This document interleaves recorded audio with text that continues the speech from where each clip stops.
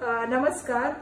कोविड-19च्या प्रादुर्भावाची परिस्थिती आपण सातत्याने पाहत आहोत की आपण मॉनिटर करत आहोत आणि ज्या तऱ्हेने रुग्णांची संख्या काही जिल्ह्यांमध्ये वाढत आहे, काही जिल्ह्यांमध्ये कमी होत आहे, परंतु आपण या सगळ्या गोष्टीचा अभ्यास केल्यानंतर आपल्या सर्वांना माहिती आहे की राज्य शासनाची नेहमीच भूमिका ही राहिलेली आहे की मुलांची सुरक्षितता आणि मुलांचं आरोग्य हे या ठिकाणी कसं सुरक्षित राहील या दृष्टिकोनातून मागील पूर्ण वर्षभर आपण निर्णय घेत होतो आणि घेत असताना परिस्थितीचं आपण पूर्णपणे मॉनिटरिंग करतो हे सुद्धा आपण चांगल्या तऱ्हेने जाणता.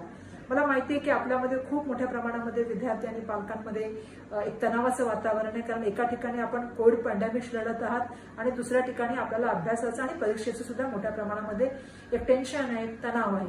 आणि म्हणूनच आम्ही असा निर्णय घेतलाय, कारण आम्ही केंद्र सरकारला ज्यावेळी आमची बैठक झाली होती सीबीएसईच्या संदर्भामध्ये त्यावेळी सुद्धा आम्ही भूमिका मांडली होती की वॅक्सिनेशन संदर्भामध्ये आपण पहिला निर्णय घेतला पाहिजे, वॅक्सिनेशन दिलं पाहिजे. विद्यार्थी असतील जे पात्र असतील किंवा शिक्षक असतील किंवा नॉन टीचिंग स्टाफला असेल, आपण थोड्या प्रमाणामध्ये वातावरणाचा म्हणजे भौगोलिक परिस्थितीचा विचार केला पाहिजे, कारण पाऊस येणार आहे आणि सगळ्यात महत्वाची मुलांच्या मानसिक सिच्युएशनचा सुद्धा आपण विचार केला पाहिजे. ही आम्ही भूमिका केंद्र सरकारसमोर मांडली होती.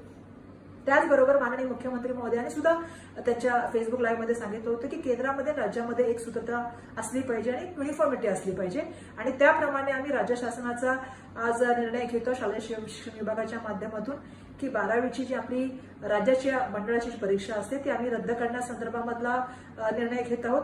परंतु हा निर्णय घेत असताना आमची जी एक्सपर्टशी बोलणं झालं होतं त्याप्रमाणे इंटरनल असेसमेंट संदर्भामध्ये येणाऱ्या काळामध्ये भविष्यामध्ये आम्ही तुमच्याकडे येऊ आणि बाकी परीक्षा बाबतीमध्ये ज्या सीईटी असतील किंवा बाकीच्या परीक्षेची या संदर्भामध्ये सुद्धा भविष्यामध्ये आपल्याशी चर्चा करू.